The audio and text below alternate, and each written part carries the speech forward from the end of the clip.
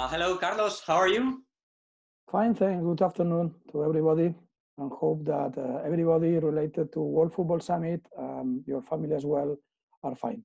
Carlos Canto, just in case people don't know, is one of the most experienced sport marketers in Spain. CEO and founder of SPSG Consulting. Previously worked for major agencies such as Lagardère or IMG, lecturer and professor in different in some of Spain's most prestigious business schools. So definitely a person that's going to help us, that can provide very valuable insight on what's going on. First, Carlos, before we start, you are based in Spain, like is most of the World Football Summit team. We're in Madrid, you're in Barcelona.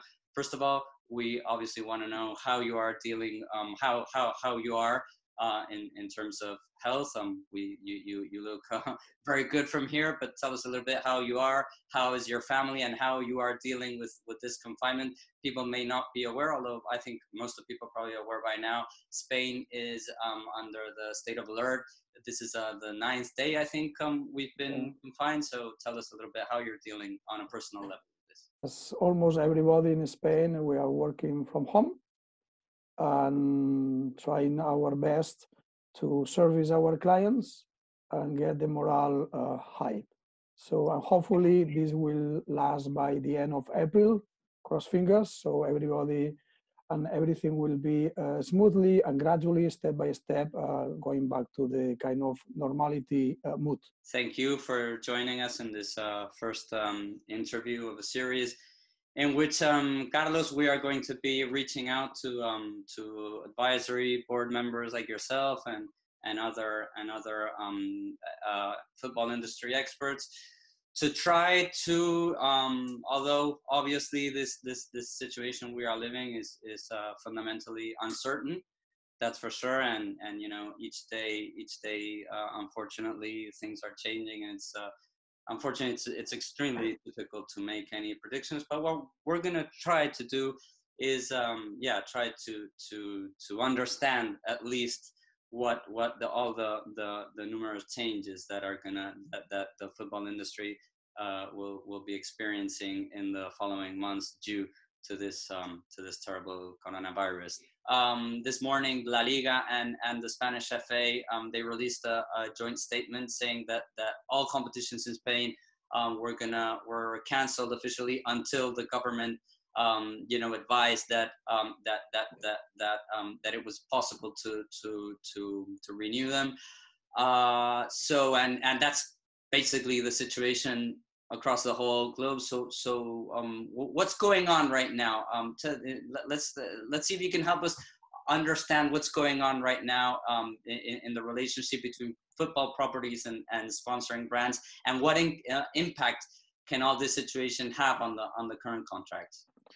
One of the main factors to consider is how long it will take to go back to the normal mode. So if it takes, again, 1, 2, 3 months max, I would say that obviously there will be some impact, and some of the stakeholders, among them properties, sponsors, and broadcasters, will be affected, definitely, but less severely compared to, let's say, a scenario where the main competition, main leagues will resume not before October or November this year. When it comes down to property and sponsor relationships, absolutely. I mean, as we know, sponsorship is one single coin with two tails, the brand and the property. So depending on what the contract or what are the clauses included in their contracts, they can do A or they can do B. However, as sponsorship deals are usually signed in a multi-year basis, so the relationship lasts for more than 1 year. That means that this sponsorship relationship becomes actually a partnership relation. Okay, so I would say that properties and sponsors should sit down, should talk, should communicate, and should try to find a common space where both can be comfortable enough to continue their relationship. And that would be extremely appreciated from both sides of the coin. Properties, obviously, but also from a sponsor perspective. When it comes to property and broadcasters, obviously, maybe there are even more sophisticated clauses included in their contracts, okay? So if the competition, if the event, if the league is canceled or is shortened, there will be definitely an impact on the relationship between the properties and the broadcasters, including in the economic side of this relationship. However, I would say this, the following, okay? A couple of years ago, Adam Silver, the commissioner of the NBA, mentioned that only 1% of the NBA fans would have the opportunity during their life to go and attend in situ, on site, an NBA game. So what would happen with the remaining 99% of NBA fans? Another example is that the country with most numerous number of followers of Real Madrid is not Spain, but is Indonesia. What I would like to say with all these two examples is that even with a stadia empty, with no public, with no crowd, I think that if the leagues and competitions are resumed at some point of time, the sooner the better, some of these losses will be minimized. This is not the ideal situation, and I think that everybody agrees on this.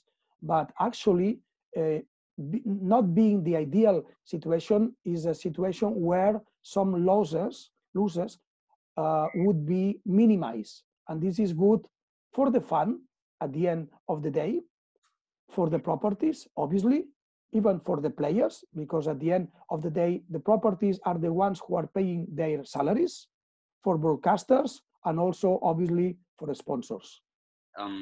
As well, I know it's extremely difficult to make any estimations since there are literally, first because there are no precedents to what is happening, and then because things are changing every day. But what can you, which would you think will be the long-term effects on the sport industry? Is it exaggerated to say that the sports industry is gonna somehow be reinvented in the following years? I would say that in the short term, obviously, the majority of the stakeholders of the football ecosystem will get an impact on this. Obviously, if we analyze a football club from a revenue stream perspective, we can identify actually 6 revenue streams. Okay, first of all, the first one, revenue streams or revenues coming from venues. If stadia and other type of facilities and venues are closed, the impact is really huge from this revenue stream perspective. It's clear. Second, media. Again, if we try to minimize losses, okay, the relationship between properties and broadcaster both should sit down and analyze very carefully the situation. Actually, for example, in La Liga Santander, some clubs, they generate around 80% of their budget, of their incomes, actually depends on TV, on media rights deals, right? So this is a very, very important component of the equation. This is why I'm assuming that everybody is trying to resume the competition as soon as possible. The third revenue stream is commercial, including sponsorship, merchandising, licensing, etc. This is also very, very important and pivotal for some clubs. So again, in terms of the sponsor as well as property relationship, they need to sit down and talk. The fourth one are the prices. If a competition is not finished, I'm not sure that the prices according to the standings, will be distributed, will be delivered to the clubs. I'm not that sure, depending on what's on the contract. The fifth one is our transfers. And this is maybe one of the areas where this, let's say, crisis will mostly affect in the future. Maybe not in the short term, but definitely in the medium and long term. And six is the, let's say, the other box, okay? So I'm pretty much sure that due to this crisis or to these situations, properties will accelerate the process to look for new revenue streams, to diversify the business model, and to actually implement innovation, but not from a technology perspective, but from a business model perspective, to identify new revenue streams. Because now that we don't have live television or live coverage, what we're seeing is that these clubs, that they are paying huge amounts of monies to their football stars, but they don't have any other way of monetizing them when there's no competition going on. And I assume that that's a problem not only for the football clubs. Obviously it's a problem for the football clubs, but it's only obviously a big problem for the broadcasters. Absolutely. I mean, but the good thing is that we don't need to forget one simple equation. 80% of people globally have love, and will like sports. This is not the end of a sport, because everybody will be still in love with the sport, at least 80% of the global population. That means also that some, let's say, long-term consequences may or might be the following.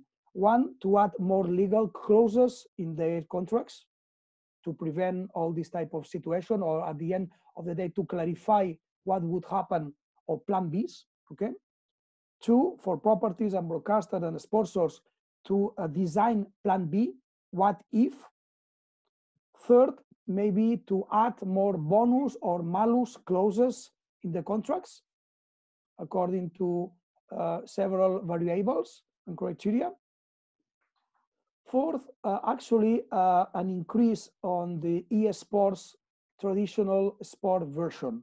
We saw here in Spain, for example, La Liga Santander Challenge with some of the clubs, not all, obviously, because some are sponsored by Konami, a competitor, direct competitor of EA, among them Mallorca and FC Barcelona. But yesterday, for example, we saw, I think that the audience was about 400,000 spectators at their peak, the F1 race in Bahrain, okay? With actually with F1 drivers, some of them, Lafitte, Emilio Gutierrez, Nico Hulkenberg, Norris, etc. So, I mean, 400,000 is not bad. It's not bad. It's not huge, but it's not bad in terms of audience.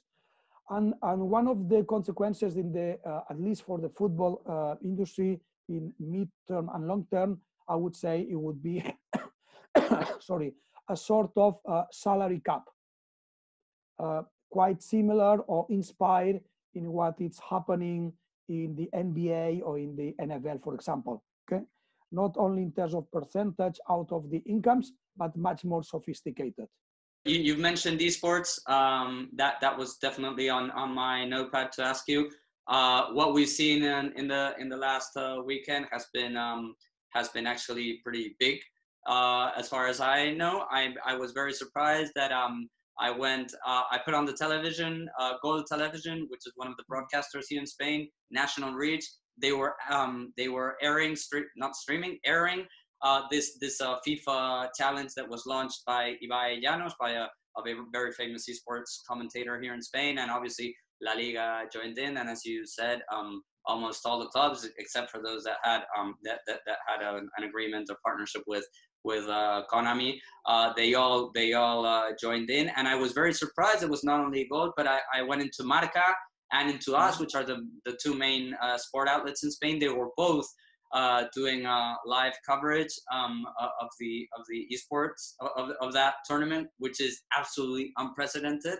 Would you say that esports is going to be probably the esports industry that is going to be highly benefited from all this, and especially in terms of their exposure and coverage in non-specialized media, like can be Marca or like can be Gol Televisión?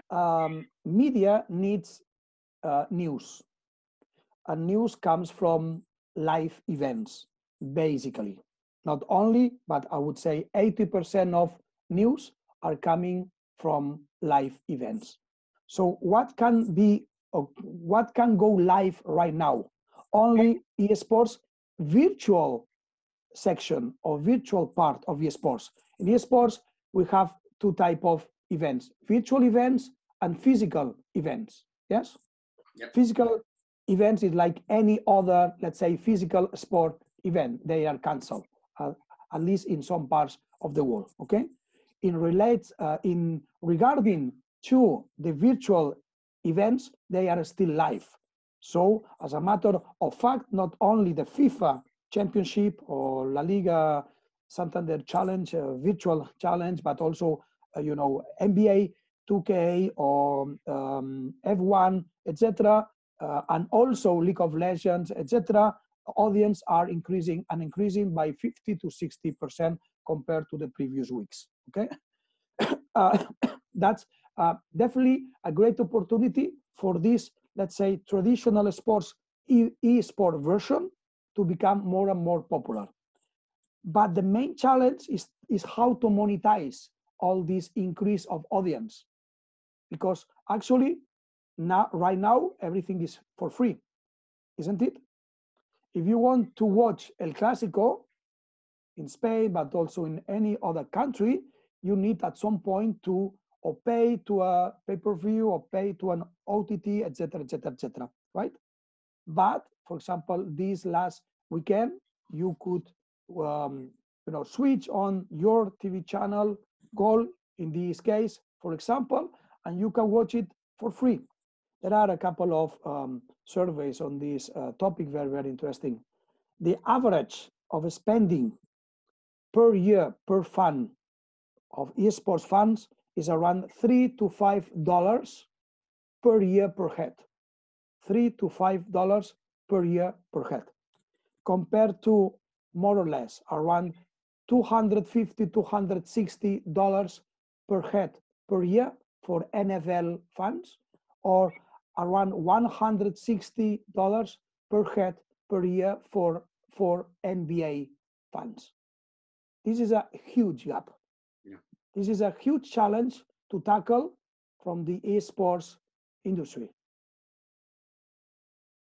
And maybe this is an opportunity to realize or to identify revenue streams that can gradually, step by step, reduce this gap.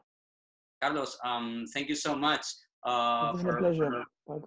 for taking part in this first interview of a series that we will be conducting in the following weeks, and that as you can see, well, what we are trying to do, obviously there's nothing we can predict because everything that's going on unfortunately is unpredictable, but to try to understand what is going on and what the possible impacts of what's going on can be, and in order to do that, nothing better than reaching out to the experts, the experts in the different fields. So it's been a real pleasure having you, and to all our viewers, stay tuned to our YouTube channel, because we'll be posting more content related to this unfortunate coronavirus in the next following days. Thank you very much. Thank you so much indeed. All the best. Thank you.